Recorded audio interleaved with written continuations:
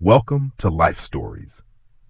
Imagine coming home from halfway across the world, expecting the comfort of your own bed, only to find a stranger wearing your late spouse's clothes, sipping wine in your living room, and calling you the intruder. This isn't a bad dream. It's the kind of violation that doesn't just take your space, it shakes the very ground you stand on.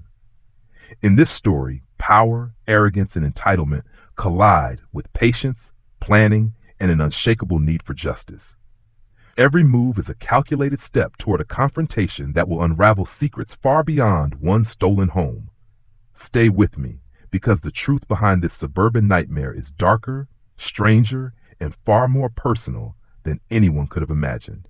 Now let's step into the quiet street where it all began. The sirens painted my glass and steel home in jagged streaks of red and blue, each flash searing itself into my vision like a warning I'd been too proud to heed. I stood at the end of my driveway, suitcase still in my grip, the weight of it grounding me in the absurd nightmare unfolding before me. On my porch, draped in a silk kimono I recognized instantly as my late wife's, sat Linda Harrington, HOA president, self-proclaimed guardian of neighborhood aesthetics, and the single most infuriating human I'd met since moving to Oak Ridge Drive. She wasn't just comfortable in my space. She was rooted there, sipping wine from my crystal glass as if the last 2 weeks of my life hadn't been spent in Tokyo, securing a contract big enough to finally breathe easy. 2 weeks early. That was the part no one else knew, not Linda, not her meek husband Phil, not the HOA board she ruled like a petty monarchy. My return wasn't the result of a canceled meeting or an itch to come home. It was deliberate. I'd seen enough through the cold, unwavering eye of my security system to know that this wasn't a misunderstanding. It was an invasion. And I'd been preparing for this exact moment since the first digital breadcrumb appeared in my data logs, an unexplained thermostat adjustment, a gallon of milk I hadn't bought, a bottle of cheap Chardonnay I wouldn't touch. I built my career on patterns, on finding the tiny fractures others miss. My home's network, 16 high-definition cameras, every door and appliance sensor tracked, was more than a fortress. It was an extension of my mind. So when I pulled up a live feed one night in Tokyo and saw Linda's legs stretched out on my couch, Phil flicking through channels on my 85-inch screen, something inside me went still, cold, measured. She wasn't simply squatting, she was inhabiting my life, hosting guests on my back patio with my best single malt, trying on Eleanor's scarves in my cedar-lined closet, sleeping in the bed I hadn't shared with anyone since the funeral. That last part had teeth.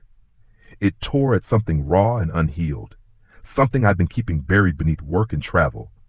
Watching her drape Eleanor's scarf over her shoulders, spinning once in the mirror like she'd earned the right to touch it, it lit a fuse. This wasn't just about property lines or HOA rules. This was about desecration, about someone stepping into a space that still held echoes of the person I'd loved more than my own life. But rage wasn't the weapon I chose. Patience was. I recorded everything, Phil's nervous pacing, Linda's smug phone call to a friend about her free vacation, the way she laughed when she said she had my itinerary and knew exactly when I'd be back. That clip alone was a confession in broadcast quality audio. Marcus Green, my attorney, called it a career highlight in idiot criminal behavior when I sent it to him. We spent an hour on a secure line plotting the perfect ambush, the kind of confrontation that would strip Linda of her false authority and show the neighborhood exactly who she was, which is how I found myself now, walking up my driveway under the spring sun, my camera discreetly rolling. Linda's expression when she finally noticed me was a study in human ego, confusion, then panic, then that hard, brittle shift into indignation. She rose, placing her glass down with an audible click. "Who are you?" she demanded, her voice tight and shrill. "I live here," I said, calm as still water. Her cheeks flushed, blotching crimson. "That's impossible. The owner isn't due back for 2 weeks." It was an accidental confession, one that would have made Marcus grin. But Linda doubled down, phone already in hand, dialing 911 with the speed of someone who'd rehearsed the performance. Her voice dripped with manufactured terror as she painted me as an armed intruder, a threat to the sanctity of Oak Ridge Drive. The neighborhood came alive, curtains shifting, doors cracking open, whispers carried on the breeze. By the time the squad cars arrived, my plan was already in motion. Sergeant Miller stepped out, his steady gaze assessing, while the younger officer hovered with a hand near his holster. Linda's trembling finger pointed at me. "That man is trespassing. Arrest him." I raised my hands, my phone still in my grip. "Officers," I said evenly, "this is my home." Linda's laugh was sharp, derisive. "I'm the HOA president. I'm responsible for this property while the owner is away. He's dangerous." She leaned into the title like it was armor, not realizing it was paper thin against what was coming next. Miller asked for my ID. I moved slow, deliberate, handed it over, and watched his eyes flick from the license to the front door. "The address matches," he said, his voice neutral. Linda sputtered, accusing me of forgery, of elaborate scams. The desperation was starting to bleed through her mask. "May I?" I gestured to the door. Miller gave a small nod. I stepped forward, pressed my thumb to the biometric lock. The chime was soft, but in that charged silence, it might as well have been a gunshot. The bolt slid back. The door cracked open. Linda froze, every muscle rigid, as if standing perfectly still might undo what had just happened. What happened next was a blur of precision. Marcus's black sedan pulled up, his briefcase in hand, his voice cutting through Linda's stammered excuses. He laid out the evidence like a prosecution's opening statement. Video, audio, timestamps, every indulgence Linda had stolen, cataloged down to the ounce of coffee beans in my grinder. And then came the audio clip. Her voice, crystal clear. "We just have to make sure we're completely out of here by the morning of the 31st. Clean everything up and he'll never even know we were here." Linda's color drained. Phil appeared in the doorway, sweating, shaking, and in a single panicked breath, sold her out completely. Miller didn't waste a second. The handcuffs clicked shut, the sound sharp and final. And yet, as I watched her being led away under the gaze of the neighbors she'd lorded over for years, I felt something unexpected. Not triumph, not relief, something heavier. She had wanted my life so badly she'd burned her own to the ground. And for what? A few weeks of borrowed luxury, a taste of something she could never keep. What would you have done if you caught someone living in your home not using the things you'd kept sacred? Would you have chosen patience or struck back the moment you found out? Because as Linda disappeared into the back of the cruiser, I realized this wasn't just the end of her reign. It was the opening move in a battle I had no intention of losing. The squad cars were gone, leaving behind the echo of sirens and the curious eyes of neighbors retreating behind their curtains. Marcus had taken the bulk of the evidence with him, promising to start the paperwork that would dismantle every inch of Linda Harrington's defense. Phil had vanished into their modest house down the street, moving like a man desperate to disappear. The porch felt strange beneath my feet, my porch, my boards, but the air still carried her perfume, an invasive floral sweetness that made my chest tighten. I stepped inside, suitcase abandoned on the threshold, and the first thing that hit me wasn't the sight of my possessions. It was the quiet.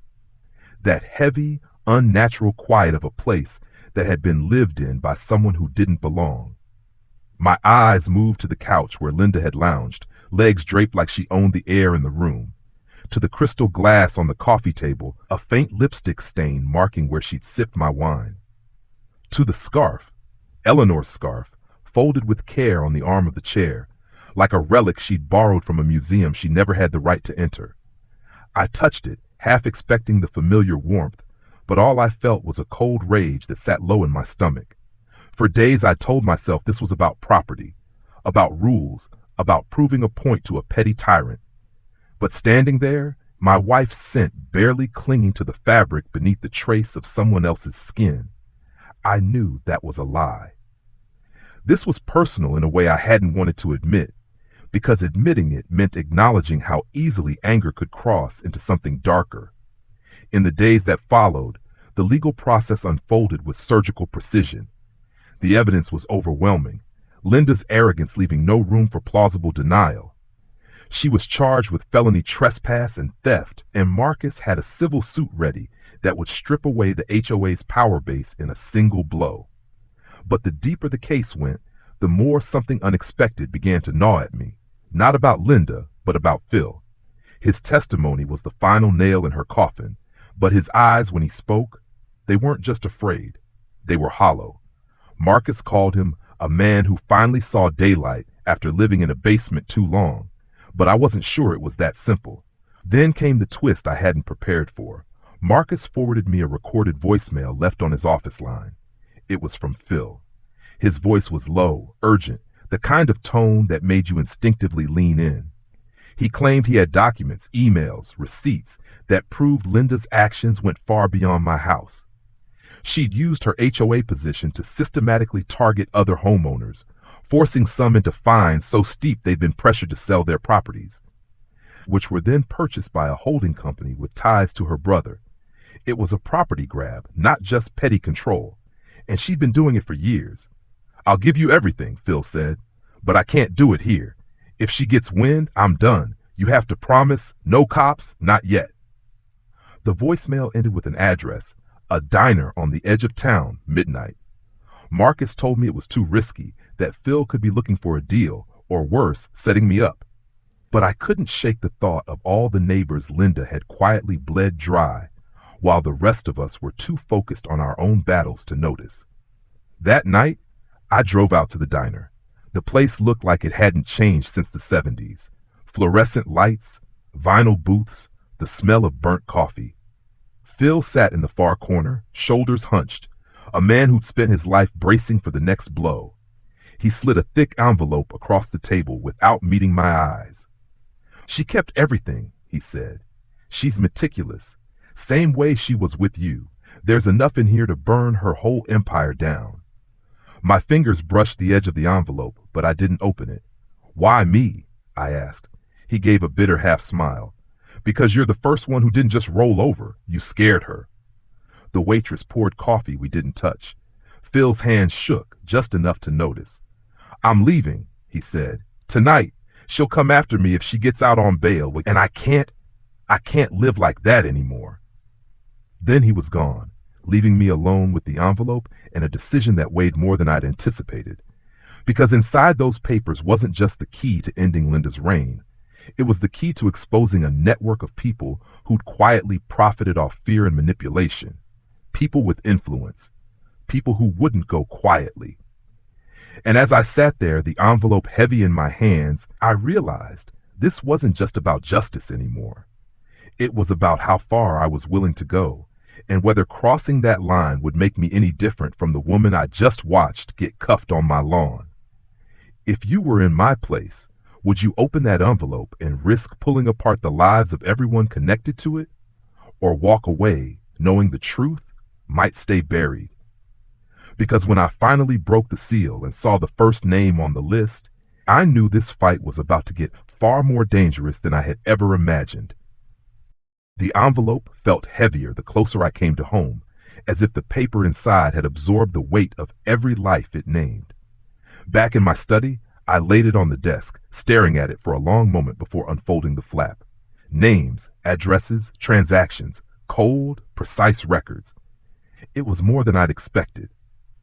Linda's brother's holding company had quietly acquired 6 properties in the last 3 years, each purchase preceded by a blitz of HOA violations and mounting fines that left homeowners with no choice but to sell. Some of them I recognized, faces from barbecues, neighbors whose sudden departures had been brushed off as downsizing or moving closer to family. The truth was uglier. This was never about lawns or mailboxes. It was a long game of intimidation disguised as community governance. And now, thanks to Phil, it was in my hands. I spent the night cross-referencing the data with my own digital archives. Every email Linda had sent me was laced with the same tone, calculated authority, a precision that now read like the tip of a much larger blade. By dawn, I had a complete map of her operation, and something else, a list of people still at risk. I couldn't unsee it. I couldn't unknow it. Marcus called just after sunrise. His tone was firm, almost cautious. "Ethan, this is dynamite. You blow it, you'll take down more than just her. This will drag in the real estate group, the county permits office, maybe even the bank she used. You ready for that kind of war?" I didn't answer right away because I was thinking about Eleanor. She'd believed in fairness, in standing up when it mattered, even if it meant losing. I could still hear her voice in the back of my mind. If you walk away from something like this, it will follow you in ways you can't control. By mid-morning, I'd made my decision. Marcus arranged a meeting with the DA's office under the pretense of expanding the criminal charges. We walked in with the envelope, the recordings, and a statement from Phil that I insisted be kept sealed until he was safely relocated. The assistant DA was young but sharp, her eyes narrowing as she scanned the documents. "If this holds," she said, "we're not just prosecuting a trespass case. We're looking at conspiracy, fraud, and racketeering." Her words felt like both a promise and a warning. The weeks that followed were a storm. Subpoenas went out. Investigators started tracing the money. One by one, the quiet beneficiaries of Linda's scheme emerged from the shadows, some turning on each other, others lawyering up. The neighborhood buzzed with rumors, the kind that made people lower their voices when you passed by. I kept my head down, my role in the larger case carefully kept out of sight. Phil's name never appeared in any public record. Last I heard, he'd sold the house and moved somewhere coastal. I hoped he'd find the kind of peace he'd been denied for so long. When the trial came, Linda looked smaller somehow. Not physically. Her posture was still rigid, her hair still perfectly set, but something in her had collapsed. The arrogance that once powered her every word was gone, replaced by a brittle detachment. She pled guilty to the original charges in my case, but the DA's team had built something much bigger from the envelope I'd handed over. By the end, she stood accused of orchestrating a coordinated property acquisition scheme for profit. The plea deal was harsh: 5 years in prison, forfeiture of the properties, and restitution not just to me, but to every homeowner she'd forced out. I didn't attend the sentencing. Instead, I drove to the edge of town, to the old park Eleanor had loved. The bench we used to sit on was still there, the wood worn smooth by seasons and strangers. I sat with the winter light slanting low through the trees, thinking about how victory can taste like ash if you've had to walk through too much to get there. This had started as a simple need to protect my home, my sanctuary. Somewhere along the way, it became a reckoning. For Linda, for the system that had enabled her, maybe even for me. The HOA was rebuilt from the ground up. Henry Whitaker, now president, ran it with a transparency that made the old guard a bad memory. The emergency key bylaw was gone, replaced with strict privacy protections. My black steel mailbox stood in front of my house again, a quiet rebellion turned permanent fixture. But the real change was subtler. Neighbors talked to each other now. People shared stories of their own close calls, their quiet resentments. The fences between us felt a little lower. One evening, months after the dust had settled, I found a small package on my porch. No return address. Inside was a postcard of a sunlit pier and a single sentence written in neat block letters. "Thank you for opening the door I couldn't." I knew it was from Phil. I set it on my desk, next to the only photograph I still kept of Eleanor and me together, her smile caught in that perfect moment before the shutter closed. For the first time in a long time, I felt like the house was mine again. Not just in deed or law, but in spirit. Still, there were nights I catch myself listening for the sound of a lock turning, a door opening without permission. Nights when I'd remember Linda's laugh in my living room, the audacity of it, and feel that same cold anger threaten to surface. Maybe that was the cost of standing up, not just winning, but carrying the memory of what it took to win. I poured a glass of the single malt she'd once served to her friends without asking, walked out onto the back patio, and let the quiet settle around me. The air was sharp, clean. The neighborhood was still. And for the first time, I realized I wasn't waiting for the next intrusion. I was ready, if it ever came. But more than that, I was at peace with what I'd done. Eleanor would have been too. What did this story make you feel overall, and what part stayed with you the most? Comment 100 if you enjoyed it. Where in the world are you watching from? Share this video with your friends, and thank you for watching Life Stories.